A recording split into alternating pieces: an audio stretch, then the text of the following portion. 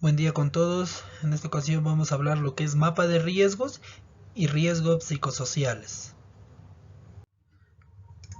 Bueno, los objetivos del curso, en este caso de mapa de riesgos, es saber identificar en el mapa los riesgos que están presentes en el área de trabajo, valorar los riesgos dentro del área de trabajo y también conocer los peligros dentro de mis tareas o mi área de trabajo.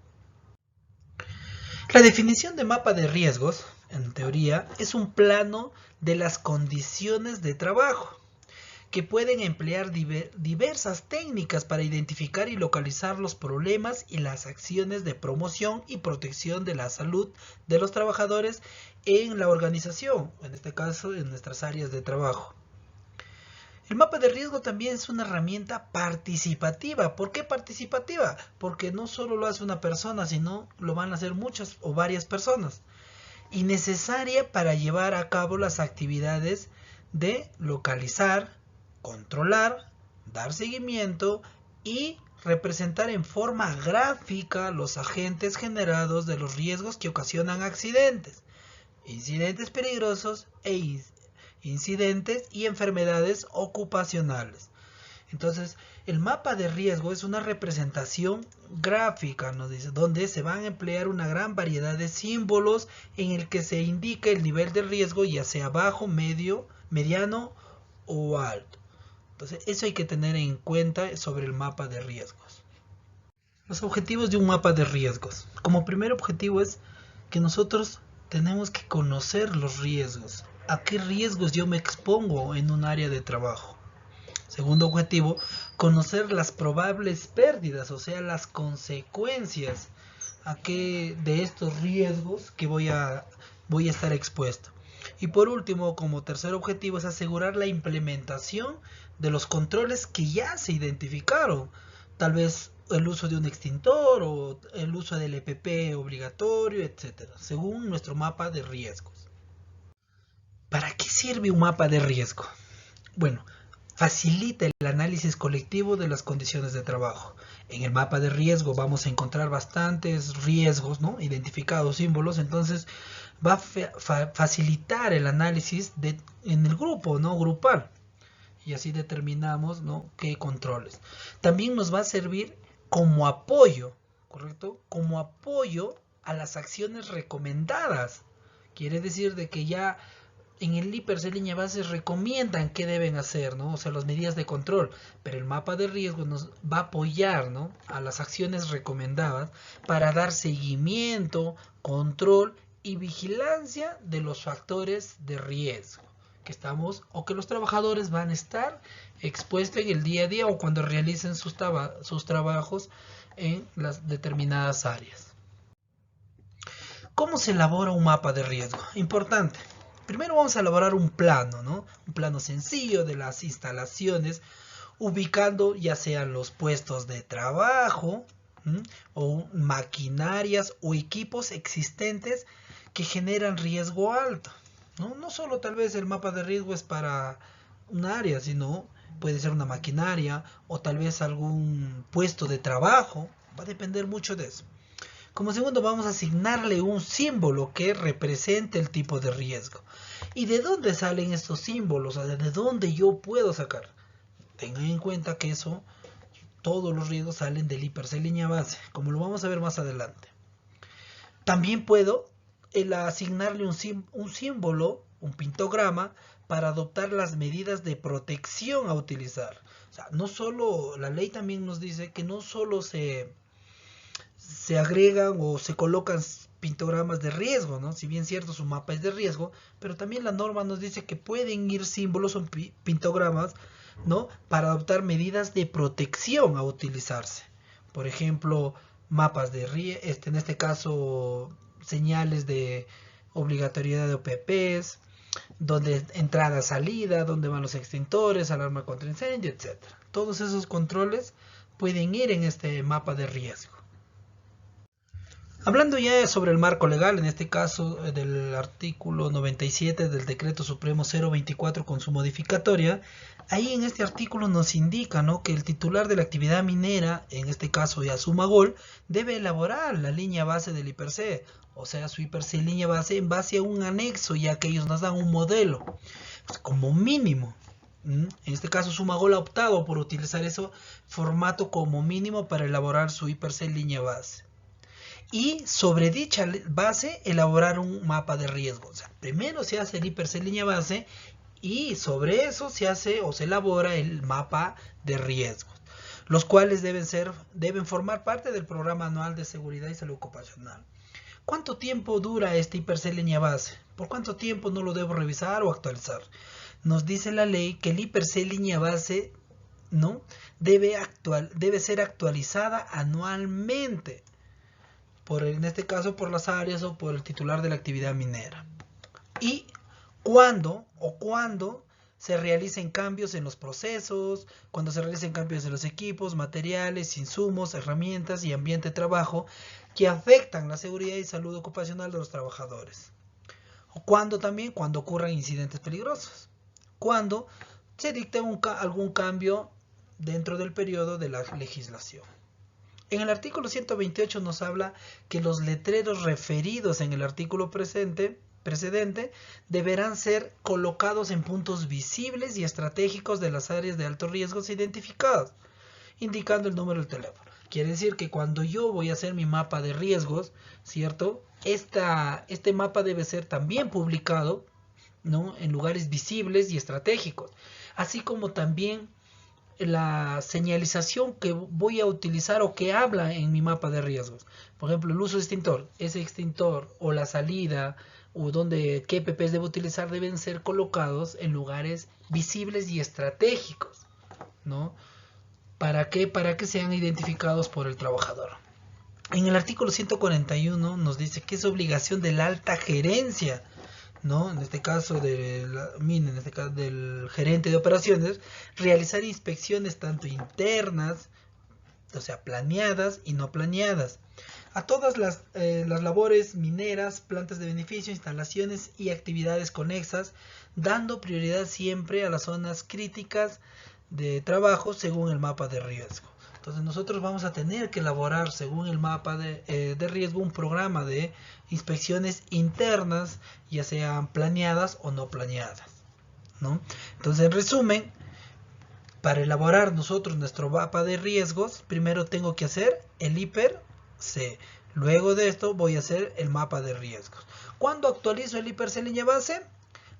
Se va a hacer cuando hay cambios en el proceso, cuando hay cambios de materiales o equipos, cuando hay insumos, cambio de insumos o herramientas, cuando hay cambios en el ambiente de trabajo, o cuando ocurren incidentes peligrosos o cambios en la legislación.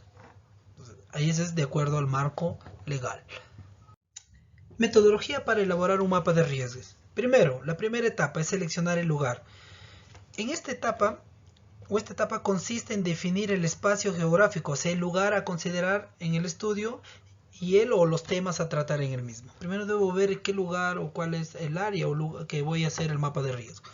La segunda etapa es recopilación de información. En esta etapa se obtiene documentación histórica y operacional del área seleccionada o el lugar, ¿no? Datos tal vez del personal en el área y planes de prevención que ya existe en el momento que voy a hacer el mapa de riesgo. Asimismo, la información del periodo a considerar debe ser en función de las estadísticas reales existentes, ¿no? O sea, yo no puedo tomar información, imaginemos, del área y planta con experiencias de otro lugar, ¿no? En este caso, para elaborar el mapa de riesgo, tiene que ser con información y estadísticas de la propia área en un determinado tiempo. No puedo definir tal vez ya de aquí 1 año, 2 años, o desde que entró en funcionamiento, ¿no?, haciendo entrevistas a los trabajadores, etc. En la tercera etapa, yo debo de identificar los peligros. O sea, identifica las situaciones o las características intrínsecas, ¿no?, que generan riesgos, en este caso los peligros. Entre algunos de los métodos utilizados para la obtención de información se puede citar los siguientes. Puedo hacer una observación de los riesgos de forma visual, encuestas sobre los riesgos laborales y las condiciones de trabajo. Puede ser una encuesta a todos los trabajadores, a qué riesgos o peligros han estado expuestos, etc. Y también una lista de verificación que pueden encontrarse en determinado ámbito de trabajo. Tal vez ya alguien hace una lista de verificación, un checklist o cualquier otra cosa. En la etapa de evaluación de riesgos, la cuarta etapa, en esta etapa se hace la valoración de los riesgos, ¿no? Y se complementa esta valoración mediante la aplicación de algunos mecanismos y técnicas, ¿no? Que a continuación se citan. Puede ser códigos y normas. En esta etapa consiste en la confrontación de la situación real con patrones de referencia tales como guías técnicas, reglamento de trabajo, normas, entre otros, ¿no? Voy a ver, ¿no? Aquí qué me dice la norma, cuál es su guía técnica del equipo, etc. Los criterios, ¿no? Se refiere a las decisiones que se tomaban basadas en la experiencia, como les dije hace un momento. Yo tal vez tengo una experiencia, tengo un criterio que había hecho ya en otro lugar, ¿no? Entonces aquí tengo que saber utilizar bien ese criterio. No puedo decir que sea lo mismo. Tal vez puede ser mayor, menor o menor, ¿no?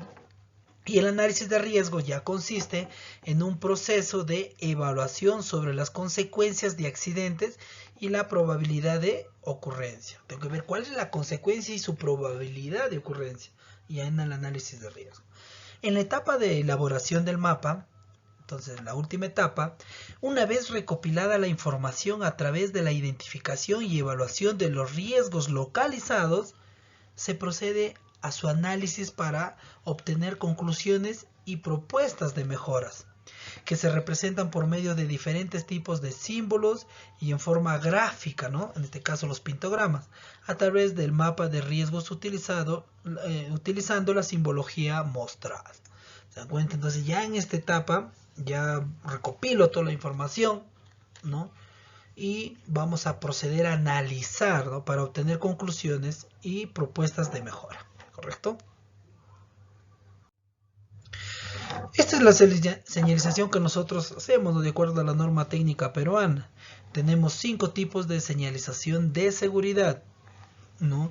Las formas triangular, color amarillo, pintograma negro son de advertencia. La forma circular con la barra al centro es prohibiciones. Forma circular color azul es obligatorio. La forma cuadrada color verde, información general. Y lo que es esta forma cuadrada color rojo es información contra incendio. Entonces esta es la señalización que nosotros debemos de utilizar también para colocar en el mapa de riesgo.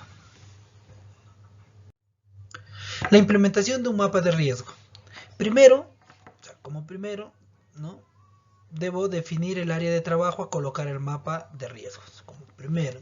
Luego, colocar en puntos visibles y estratégicos de las áreas de trabajo, ¿no? Una vez que yo ya encuentro el área que voy a hacer el mapa de riesgo, debo colocarlo en puntos visibles y estratégicos, ¿no? Del área de trabajo. Y al final, comunicar a los trabajadores de la existencia, ¿no? De este mapa de riesgos para que lo tomen en cuenta. Este es un ejemplo de un mapa de riesgos, ¿no? de una determinada área, ¿no? Como lo podemos observar. Aquí observamos que no tenemos, ¿no? Ninguna medida de control. Tal vez por aquí una salida, ¿no? Tal vez aquí se encuentra un extintor para tenerlo en cuenta, ¿no? Aquí me va a decir qué EPPs debo utilizar, ¿no? Entonces, estos son algunos ejemplos de mapa de riesgos que debemos de tener en cuenta, pero también incluimos algunos controles. Seguido, vamos a hablar ahora lo que son riesgos psicosociales. ¿Cuál es el objetivo de este curso? Es distinguir la diferencia entre los factores de riesgo psicosocial y el riesgo psicosocial. Identificar las fuentes de origen de los riesgos psicosociales y reconocer las consecuencias de los riesgos psicosociales. Bueno, en el marco legal sobre factores psicosociales, en el artículo 56 y 65 de la ley 29783, en el artículo 45 del decreto supremo 005, en el artículo 15 y 115 y 116 del Decreto Supremo 024, en el título 8 de la RM 3050, Resolución Ministerial 375, y la Ley 26842 en el artículo 100-101. En todos esos normas nos hablan sobre factores psicosociales. Entonces, los factores de riesgo psicosocial en el trabajo, de acuerdo a la Ley 29783, Ley de Seguridad y Salud en el Trabajo, y su reglamento, que es el Decreto Supremo 005, reconoce ya la existencia de los agentes psicosociales como parte de los riesgos presentes en las entidades laborales, ¿no? Los que el empleador debe prevenir a fin de que su exposición no genere daños a la salud de los trabajadores. El tema de los factores psicosociales es muy amplio, ¿no? Diverso y completo. Por tal motivo, a efecto de una mejor comprensión, consideramos referirnos a tres cosas, ¿no? A los factores psicosociales, a los factores de riesgo psicosocial y el riesgo psicosocial. Entonces, en la actualidad nos dice que es frecuente hablar de uno u otros, ¿no?, de estos tres temas, a veces de forma intercambiable, sin establecer ninguna distinción. O sea, creemos que es lo mismo, por lo que haremos algunas precisiones en las definiciones. Vamos a encontrar la diferencia de estos tres tipos, ¿no? Entonces, el factor psicosocial nos dice que los factores psicosociales son considerados en muchas ocasiones como factores organizacionales que pueden dar lugar tanto a las consecuencias positivas como negativas. Cuando estos factores son positivos, es porque las condiciones organizacionales son adecuadas, facilitan el trabajo, el desarrollo de las competencias personales, laborales y los niveles altos de satisfacción laboral, de productividad empresarial y de estados de motivación en los que los trabajadores alcanzan mayor experiencia y competencia profesional, ¿no? Esto nos va a ayudar entonces a todos los trabajadores a tomar conciencia en la cultura de seguridad y laboral. El factor de riesgo psicosocial. Los factores psicosociales son aquellas condiciones que se encuentran ya presentes en una situación laboral y que están directamente relacionadas con el ambiente, la organización, el contenido de trabajo y la realización de las tareas, y que afectan el bienestar o salud, ya sea física, química y social. ¿De quién? Del trabajador, así como el desarrollo del trabajo. Estos factores, los factores de riesgo psicosocial, tienen la probabilidad de afectar ya negativamente a la salud y el bienestar del trabajador. Entonces, los factores de riesgo psicosocial comprenden los siguientes aspectos. Los aspectos intralaborales, que están dentro del área de trabajo, y los factores, los extralaborales o externos a la organización, ¿no?, que están fuera, ¿no?, fuera del área o del lugar de trabajo. Algunos ejemplos. Como factor psicosocial encontramos lo que es la demanda laboral, y su factor de riesgo psicosocial es el exceso de trabajo, los ritmos de trabajo, la alta presión temporal, etc. Comunicación, otro factor es la comunicación organizacional. Ahí los factores de riesgo psicosocial es la ambigüedad del rol, conflicto del rol. Otro aspecto es clima laboral, sus factores acoso laboral, violencia a terceros. Otro factor, autonomía en la relación del trabajo. Su factor de riesgo psicosocial es la falta de autonomía, exceso de supervisión. Como factor psicosocial también encontramos la jornada laboral. ¿Cuáles son estos factores de riesgo psicosocial? Cambios de turnos, horarios inflexibles, horarios de trabajo imprevisibles, jornadas largas o sin tiempo de la interacción. Un factor psicosocial, otro factor es formación de los trabajadores. Su factor de riesgo ya psicosocial o las cosas negativas: ausencia de formación o formación incompleta, insuficiente para las necesidades del puesto. Entonces, esos son algunos ejemplos de un factor psicosocial, que son cosas positivas, y el factor de riesgo psicosocial, las cosas negativas de estos factores. Entonces, como tercero tenemos los riesgos psicosociales. Las condiciones de trabajo producen este tipo de riesgos, ¿no? Las condiciones van a producir los riesgos psicosociales. Cargas de trabajo excesivas, exigencias contradictorias, falta de claridad en el puesto de trabajo, falta de participación en la toma de decisiones que afectan al trabajador, inseguridad en el empleo, comunicación ineficaz, acoso psicológico y sexual. Entonces, por lo tanto, podemos expresar que estos factores de riesgo psicosocial generan consecuencias en las empresas que pueden ser directas e indirectas. Entonces, ¿cuáles son las directas? Las directas son enfermedad o incapacidad temporal, absentismo, incapacidad permanente o accidente de trabajo. ¿Y cuáles son las indirectas? Las indirectas quiebran las relaciones humanas, afectan la productividad y la calidad del trabajo, reducen la creatividad, disminuyen el rendimiento del trabajador. Estas son las consecuencias de los riesgos psicosociales, ¿no?, que encontramos directas e indirectas. Riesgos psicosociales más frecuentes en el trabajo. Hay bastantes, pero en este caso vamos a hablar de 3 riesgos: el estrés, síndrome del quemado o burnout y el acoso laboral. El estrés ya es el principal riesgo psicosocial, ¿no?, que sufrimos nosotros en los trabajos. Estos son propios ya de las organizaciones modernas, ¿no?, de todo centro de trabajo, en las que el trabajo ya mental supera el trabajo físico, donde cansamos más la mente, ¿no? En el síndrome de quemado o burnout es el agotamiento psíquico que surge cuando el trabajador advierte que han quedado defraudadas sus expectativas respecto al trabajo y no tiene medios para modificar el curso de las cosas, ¿no?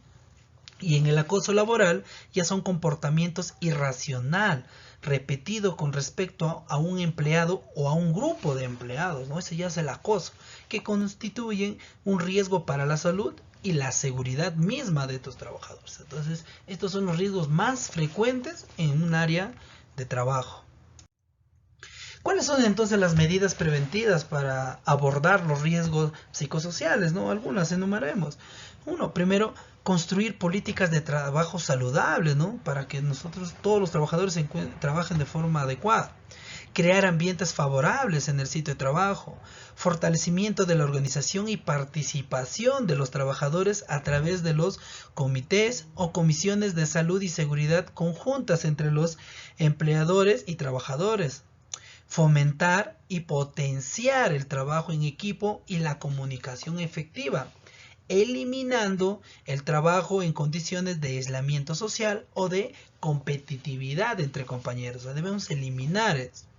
Proporcionar la autonomía de los trabajadores en la realización de las tareas, por ejemplo, potenciando la participación efectiva en la toma de decisiones relacionadas con los métodos de trabajo, el orden de las actividades, la asignación de las funciones, el ritmo, la cantidad de trabajo.